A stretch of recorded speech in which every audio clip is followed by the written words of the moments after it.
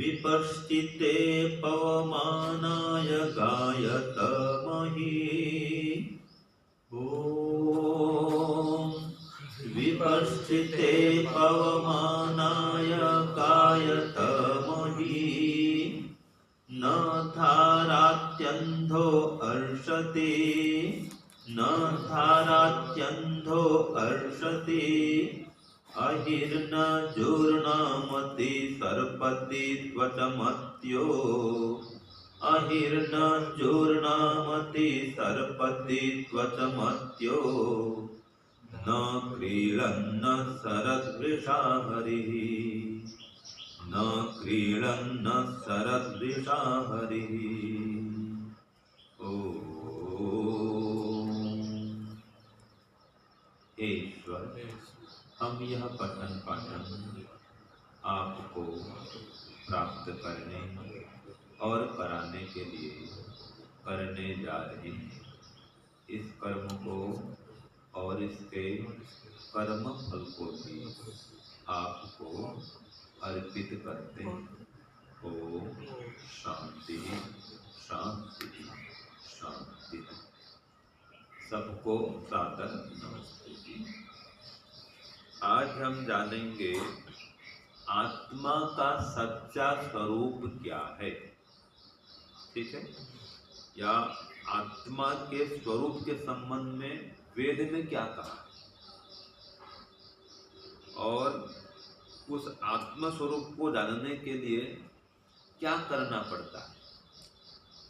ठीक है, कैसे करके हम आत्मज्ञान प्राप्त करें, उस आत्मज्ञान की महिमा क्या है, आत्मा के स्वरूप को जानने पर या जान लेने पर या जान करके क्या लाभ होता है। तो इसके लिए सबसे पहले कहा कि देखो, वह जो आत्मा है उसके स्वरूप को समझो। ठीक है, तो कैसा है वो आत्मा। विपश्चिते पवमानाय गायत अंधः मही धारा न अति अर्षति। इसमें स्वरूप बता दिया आत्मा का कि वो एक तो विपश्चित है, ज्ञानमय। विपश्चित माने विशेष ज्ञान विज्ञान को धारण कर सकने वाला है, प्राप्त कर सकने वाला है। विपश्चित है, वो विशेष ज्ञानी है। तो आप अपने सामर्थ्य को पहचाने, वो विशेष ज्ञान विज्ञान को प्राप्त करने के लिए प्रयत्नशील भी रहता है और प्राप्त कर भी लेता है, प्राप्त कर सकता है। और पवमानाय, ऐसे स्वरूप आत्मा की, पवित्र स्वरूप आत्मा की, पवमान कहते हैं पवित्र को, जो पवित्र स्वरूप है, शुद्ध स्वरूप है, सोम रूप है, शांत स्वरूप है, सौम्य स्वरूप है, शुद्ध स्वरूप है, ऐसे परमात्मा की गायत गुणगान करो। ठीक है, ऐसे आत्मा की स्तुति करो, अर्थात उसका चिंतन करो, मनन करो, तो आत्मज्ञान होगा। वो कौन है? आप स्वयं तो हैं, तो स्वयं का चिंतन करो। इसलिए यहाँ पर कहा अंधः, वो अध्ययनीय है, अर्थात भली भांति अध्ययन करने के योग्य है। देखो, एक होता है स्वाध्याय। क्यों रुपए जी? स्वाध्याय में क्या होता है? स्वयं का अध्ययन करना। और अध्याय चारों ओर से भली भांति अध्ययन करना, ये अध्याय। आसमंता अध्ययनम, चारों ओर से अध्ययन करना भली भांति। तो आत्मस्वरूप का अध्ययन कैसे करेंगे? चिंतन करेंगे, मनन करेंगे कि मैं जीवात्मा किस स्वरूप वाला हूँ। तो आप पाएंगे कि वह मही धारा न अर्षति, ऐसा स्वरूप वाला है। अति अर्षति, ऐसा इसका स्वरूप है कि जैसे बड़ी जल की धारा अपने तट रूप बंधों को वो धारा तोड़कर चली जाती है। देखा होगा, जब बाढ़ आने पर बड़ी बड़ी नदियां उनकी बांधें टूट जाती हैं। बड़े बड़े तालाब भी जब एकदम जल से भर जाते हैं तो उनका जो बंध होता है उसको तोड़ करके पानी बाहर निकल जाता है। तो ऐसे ही ये जीवात्मा भी अपने तट रूप देह बंधनों को तोड़कर चला जाता है। ठीक है, अभी तो इस बंधन में है। किस बंधन में है? देह रूपी बंधन में है। जब जाता है तो इस बंधन को तोड़ करके निकल जाता है। ये देह का बंधन उसे हमेशा बांध नहीं सकता, ऐसा इसका स्वरूप है। और किस प्रकार जाता है तो कहा, एक उदाहरण दिया, उपमा अलंकार। इसमें एक उपमा, एक दृष्टांत ये यहाँ पर प्रस्तुत है कि अहि जूर्णाम त्वचम न, जैसे अहि कहते हैं सांप को। अपने पुराने देखो जूर्णा, यहाँ पर वेद मंत्र का जूर्णा कहा है, और इसको कहते हैं जूना भी, पता है? बोलते ना जी, जूना और नया है, नुआ ही बोलते हैं। जूना और नुआ, नुआ माने नया और जूना माने पुराना। यहाँ पर जूर्णा शब्द है जिसको हम बोलते हैं जीर्ण, जीर्ण हो गया माने पुराना हो गया। ठीक है जी। तो अहि जैसे सांप अपने जूने त्वचा को, अर्थात जीर्ण त्वचा को, पुरानी त्वचा को माने केचुली को, जैसे वो सांप छोड़ करके अति सरपति छोड़ करके चला जाता है। और किस प्रकार, ये एक तो उदाहरण दिया कि सांप के समान छोड़कर चला जाता है। दूसरा कहा अत्यह न, घोड़े के समान। अत्यह माने घोड़ा, तो घोड़े के समान बलवान है। कितने इसको दृढ़ बंधन में बांध के रखो, ये नहीं रुकने वाला, चला जाएगा। वृषाहरि अत्यंत बलवान है, गतिशील है, ऐसा इसका स्वरूप है। वृषाहरि तो अत्यंत बलवान और अत्यंत गतिशील। वृषा माने बलवान, हरि माने गतिशील, ऐसा यह आत्मा है। और किरणन खिलता हुआ, असरत एक क्षेत्र से दूसरे क्षेत्र में चला जाता है, माने एक शरीर को छोड़ करके अन्य शरीर में चला जाता है, जिसको हम बोलते हैं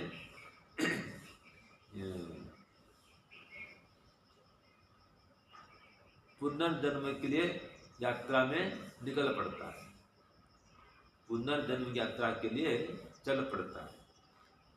तो शरीर को छोड़ करके उत्क्रमण करता है, उसका शब्द क्या है उपनिषद में? उत्क्रामति, वो उत्क्रमण करता है, एक शरीर को छोड़ करके नए शरीर के लिए प्रस्थान करता है, माने उत्क्रमण करता है।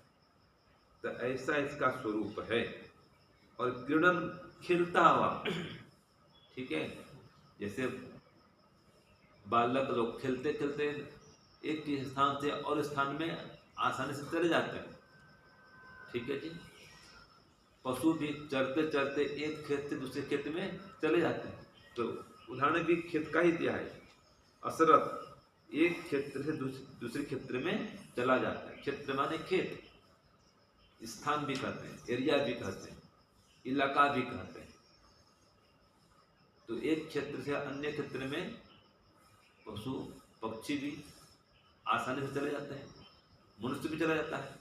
ऐसे ये जीवात्मा एक शरीर से दूसरे शरीर में आसानी से चला जाता है। तो आत्म स्वरूप को समझो, ठीक है। तो इसका आत्म स्वरूप का ज्ञान कैसे प्राप्त करेंगे? स्वयं का चिंतन करो, आत्मचिंतन करो, आत्ममंथन करो, अपनी शक्ति अपने सामर्थ्य पर विचार करो, अपने स्वरूप पर विचार करो कि मैं जीवात्मा हूँ, शरीर से अलग हूँ, मैं स्त्री पुरुष बालक वृद्ध कुछ भी नहीं हूँ, सदा युवा रहने वाला हूँ, और मेरी शक्ति बहुत छोटी है, थोड़ी है, मैं अल्प शक्तिमान हूँ, अल्प सामर्थ्यवान हूँ, बिना अन्यों की सहायता के कुछ भी नहीं कर सकता। ठीक है जी। बड़े बड़े काम को क्या आप अकेले कर सकते हैं? सामर्थ्य नहीं है। तो अनेकों व्यक्तियों का सहयोग लेना पड़ता है। और परमात्मा का तो विशेष सहयोग सदा प्राप्त है, विशेष सहायता करता है परमात्मा। ये शरीर देता है, मन देता है, इंद्रियां, बुद्धि, ये सब परमात्मा ने प्रदान किया है तो कुछ कर पाते हैं। और परमात्मा के कारण तो शरीर मिला, उसने दिया, लेकिन माता पिता निमित्त बनते हैं तो उनका भी हम पर ऋण है। गुरु ज्ञान प्रदान करता है तो आगे बढ़ते हैं, आगे बढ़ाता है गुरु। तो माता पिता, गुरु, समाज वाले, सबका सहयोग प्राप्त है। इन सभी के सहयोग से जीवात्मा कुछ कर पाता है। आप वस्त्र पहने, क्या इस वस्त्र को आपने बनाया? नहीं बनाया। इसमें भी समाज का सहयोग है। दैनिक वस्तुओं का प्रयोग करते हैं। इन वस्तुओं को बनाने के लिए कितने लोगों ने श्रम किया है। आप भोजन खाते हैं, इस भोजन को आप जो ग्रहण करते हैं उसको बनाने के लिए भी कितने लोगों का श्रम है। सबसे पहले किसान श्रम करता है, कई मजदूर लगे हैं। आज के युग में तो चलो ट्रैक्टर काम भी कर रहा है, तो कितने बैल है जी। पहले भैंस से भी खेती करते थे, भैंस भी हल जोतते थे, घर भी जोतते होंगे, बैल भी, भैंस भी बैल से ही करते थे। हाँ, भैंस से भी। भैंस मान जो दूध दे, ये भैंस नहीं, हाँ, नर भैंस, भैंसा कह सकते हैं, ठीक है जी। और जो दूध देना छोड़ दे उसको, हाँ, तो उनसे खेती करते हैं। तो कितने ही जीवों का सहयोग है उस अन्न को प्राप्त करने में हमारे। तो ऐसे अन्न है, वस्त्र है, सुविधा के साधन हैं, तो हमारे जीवन को चलाने के लिए इतने लोगों का सहयोग हमको लेना पड़ रहा है। तो हमारी शक्ति अपनी कुछ भी नहीं है। इसलिए अपने आत्मा स्वरूप को देखें, कभी अभिमान न करें कि भाई मैं कुछ भी नहीं हूं, बिना समाज की सहायता से कुछ भी नहीं कर सकता। ठीक है जी। तो जीवात्मा का स्वरूप ये है कि ये जैसे कि ये केचुली को छोड़कर सर्प माने सर्पति इति सर्पः, जो सरकता है उसको सांप कहते हैं। तो सांप जैसे केचुली को छोड़ देता है, जीर्ण शीर्ण केचुली को, ऐसे ही जीवात्मा भी शरीर के जीर्ण शीर्ण होने पर शरीर को छोड़ करके नए शरीर की प्राप्ति के लिए निकल पड़ता है, चल पड़ता है, उत्क्रमण कर देता है शरीर से। ये इसका स्वरूप है। तो हम सदा सदा के लिए ये शरीर में नहीं हैं, सदा सदा के लिए संसार में नहीं आए हैं। हम सब क्या हैं? यात्री। कुछ समय के लिए हमारा ये संबंध बना हुआ है, कुछ समय के लिए साथ साथ में। कितने लोग तो बिछड़ चुके हैं और कितने ही आगे बिछड़ने वाले हैं। सदा साथ किसी का रहने वाला नहीं है। राठी जी, आपके पिताजी माताजी हैं? नहीं है। देखो, माता पिता नहीं रहे उनके, तो माता पिता एक दिन बिछड़ेंगे। जिनके माता पिता भी हैं वो भी एक दिन नहीं रहेंगे। ठीक है जी। जो माता पिता के रूप में हैं वे अपने बेटे को या पोते को, इनको छोड़ के जाएंगे। ये संसार का यही नियम है। तो जीवात्मा इस प्रकार का है, इसका नित्य संबंधी, नित्य साथी यहाँ पर कोई भी नहीं है। ये सबको छोड़ करके जाने वाला है। मंत्र यही कह रहा है। तो ऐसा करो कि आसानी से देह के बंधन को छोड़ के जाओ, बिना किसी कष्ट के शरीर को छोड़ो। इसके लिए आत्मा स्वरूप पर चिंतन करो बार बार कि मैं आत्मा हूँ, मैं आत्मा हूँ, मैं जीवात्मा हूँ। और अपने कर्तव्य कर्म का ठीक ठीक निर्वहन करो। परिवार प्रति, समाज प्रति, परमात्मा प्रति, धर्म प्रति, क्या आपका कर्तव्य? जो अपने कर्तव्य का ठीक ठीक पालन कर लेता है, निर्वहन कर लेता है और पुनर्जन्म के लिए पर्याप्त मात्रा में पुण्य का संचय कर लेता है, परमात्मा की भक्ति पर्याप्त मात्रा में कर लेता है, उसको ये शरीर को छोड़ने में कष्ट नहीं होता। वो आसानी से ये शरीर को छोड़ता है। उसको शरीर से मोह नहीं रहता, परिवार में मोह नहीं रखता, वो धन संपत्ति में मोह नहीं रखता। तो जिसके पास मोह नहीं है उसको शरीर छोड़ने में कोई कठिनाई नहीं। जिसके पास स्व स्वामी संबंध नहीं है उसको शरीर छोड़ने में, संसार छोड़ने में कोई कठिनाई नहीं, वो आसानी से शरीर को छोड़ सकता है। तो इसके लिए आत्मस्वरूप पर चिंतन करो कि मैं जीवात्मा हूँ। कई कई कई माता पिता को अभी तक मैंने छोड़ा है, कई परिवारों को छोड़ा है मैंने, आगे भी ये परिवार छूटेगा, ये माता पिता छूटेंगे। मैं आत्मा हूँ, मैं यात्री हूँ। कई मित्र साथी बिछड़ चुके हैं और कई बिछड़ने वाले हैं। तो आत्मस्वरूप पर चिंतन करो, ये आत्मज्ञान की महिमा कि मैं आत्मा हूँ, अल्पज्ञ, अल्प शक्तिमान, अल्प सामर्थ्यवान, अणुस्वरूप, एक देशी, स्त्री पुरुष बालक वृद्ध, मैं कुछ भी नहीं हूँ। शरीर मन इंद्रिय इन सबसे सर्वथा पृथक हूँ, मैं आत्मा हूँ। ठीक है जी। और जब तक मोक्ष नहीं हो तब तक ये सूक्ष्म शरीर के साथ में जन्म जन्मांतरों में घूमने वाला हूँ, अनेक माताओं के गर्भ में वास करने वाला हूँ, मैं आत्मा हूँ। तो जो आत्मा के स्वरूप को जान लेता है उसको शरीर के बंधन को तोड़ने में, छोड़ने में कोई कष्ट नहीं होता। इसके लिए स्वाध्याय करें, चिंतन करें, मनन करें और परमात्मा की भक्ति बढ़ाएं। परमात्मा को अपना नित्य साथी जो मान लेता है कि मैं जीवात्मा हूँ, मेरा नित्य साथी परमात्मा है, तो ऐसा जानने मानने वाले को शरीर छोड़ने में कोई कष्ट नहीं होता। एक आता है ना, तत्र को मोह को शोक एकत्वम अनुपश्यत। जो एक ही आत्मा को सर्वत्र अनुभव करता है, ये परमात्मा सदा सर्वत्र मेरे साथ है, हर जन्म का साथी है, मेरे अंदर भी है, मेरे बाहर भी है, उसको शोक मोह नहीं होता। वो शरीर को छोड़ने में कोई कष्ट अनुभव नहीं करेगा। जो शारीरिक पीड़ा होती है वो तो होती है, सबको होती है, लेकिन उसको मोह नहीं होगा, दुख नहीं होगा, भय नहीं होगा, मृत्यु से शरीर छोड़ने का भय नहीं होगा उसको। वो पुनर्जन्म के लिए संचय करता है पुण्यों को, तो पुण्य संचय करो, परमात्मा की भक्ति बढ़ाओ, आत्मा का परमात्मा से संबंध को मजबूत करो। देखो भय नहीं होगा, आसानी से शरीर को छोड़ करके जाएंगे। तो ये आत्मज्ञान को प्राप्त करो, आत्मा स्वरूप पर चिंतन करो, मनन करो।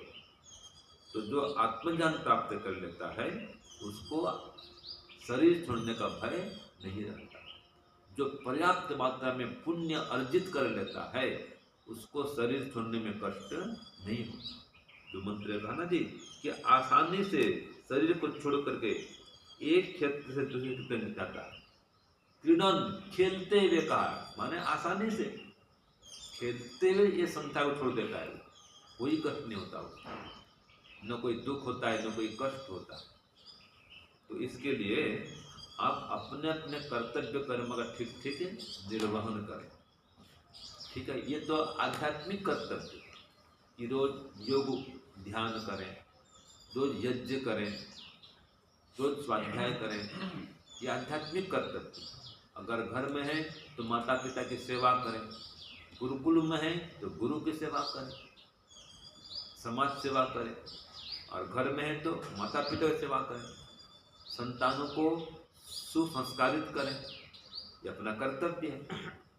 स्वयं का कभी अपना भी कर्तव्य है, रोज सुबह जल्दी उठें, आसन व्यायाम प्राणायाम करें, संध्या हवन ध्यान करें, रोज स्वाध्याय करें, रोज कुछ न कुछ सेवा कार्य करें, परोपकार करें, सत्संग करें। ये अपने लिए, ये स्वयं के कर्तव्य का पालन हो रहा है, ये कर रहे हैं तो, और परिवार के लिए कुछ समय निकालें, ये पारिवारिक कर्तव्य का निर्वहन हो रहा है। कुछ सामाजिक कर्तव्य है, समाज के लिए कुछ करें, वो समाज के प्रति कर्तव्य का निर्वहन हो रहा है। कुछ राष्ट्रीय प्रति कर्तव्य है, उसका निर्वहन करो, वो राष्ट्रीय कर्तव्य है। तो जो अपने कर्तव्य का ठीक ठीक निर्वहन कर लेता है, ठीक है, कि मैं आत्मा हूँ, मेरा यह कर्तव्य है, ये परिवार प्रति कर्तव्य है, ये समाज प्रति कर्तव्य है, ये स्वयं के प्रति कर्तव्य है, और ये परमात्मा के प्रति मेरा कर्तव्य है। तो जो सभी कर्तव्यों का ठीक ठीक पालन कर लेता है, वो शरीर का आसानी से त्याग कर लेता है, उसको मृत्यु को भय नहीं रहता। जो करने आया था कर लिया उसने, और अंतिम में योगी बन गया, मान लीजिए, सभी क्लेश दग्धविद कर दिया, वो तो मोक्ष में जाएगा, उसको और भय नहीं रहता है। एक तो आत्मस्वरूप को जान लिया, ठीक है, चलो मैं मोक्ष में नहीं जाऊंगा, मेरा पुनर्जन्म अच्छा होगा, उसको पता है, वो भी भयभीत नहीं होगा। पर्याप्त मात्रा में धर्म को धारण किया है, धर्म का संचय किया है, उसको भी दुख नहीं होगा। बहुत धार्मिक है, दान पुण्य बहुत किया है, उसको दुख नहीं होगा, भय नहीं होगा। और जो आत्मचिंतन नहीं करता, शरीर को ही आत्मा मान के बैठा है, केवल धन धन के पीछे लगा है, उसको मृत्यु का भय बहुत सताता है। वो शरीर छोड़ने में डरता है कि हाय सब कुछ छूट जाएगा, घर छूट जाएगा, परिवार छूट जाएगा, शरीर छूट जाएगा, कुछ साथ में जाएगा नहीं, उसको बहुत भय होता है शरीर छोड़ने से। तो इसलिए आत्मस्वरूप पर चिंतन करें, ठीक है, आत्मज्ञान की महिमा को प्राप्त करें। और याद रखिए, जैसे कि वस्त्र जीर्ण होने पर हम इसको छोड़ते हैं, तो अगर आपके पास नए वस्त्र उपलब्ध हैं जी, तो पुराने वस्त्र को छोड़ने में, त्यागने में कोई कष्ट होता है क्या? नहीं होता। और जिसके पास नए वस्त्र उपलब्ध नहीं है, वो क्या करता है, पुराने वस्त्र को ही और सिल करके, टाँका लगा करके, पैबंद लगा करके पहनता है। पहनने के लायक नहीं है, फिर भी पहनना चाहता है, पहनता है, मजबूरी में पहनता है, क्योंकि नया वस्त्र नहीं है। तो ऐसे ही जिसको ये पता है कि मेरे पास नए वस्त्र भरपूर हैं, मुझे नया जन्म बढ़िया मिलेगा, नया वस्त्र मुझे मिलने वाला है, शरीर भी तक वस्त्र है ना जी, तो बढ़िया शरीर मिलेगा, बढ़िया वस्त्र उपलब्ध है मेरे लिए, तो वही पुराने वस्त्र को, पुराने शरीर को छोड़ देता है, आसानी से छोड़ देता है। तो आप ये समझें कि आप आत्मा हैं, शरीर आपका साधन है, वस्त्र की भांति ये बदलने वाला है। अब तक कई शरीर बदल चुके हैं वस्त्र की भांति, तो ये शरीर छूटने वाला है, ये बदलने वाला है, इसको ऐसा ही माने, तो आपको शरीर छोड़ने में कोई कष्ट नहीं होगा, आसानी से ही शरीर छोड़ देंगे और नए शरीर के लिए अथवा मोक्ष के लिए आप प्रयाण कर जाएंगे, प्रस्थान कर जाएंगे। ये मंत्र का सार है, भाव है। ओम शांति, ओम शांति।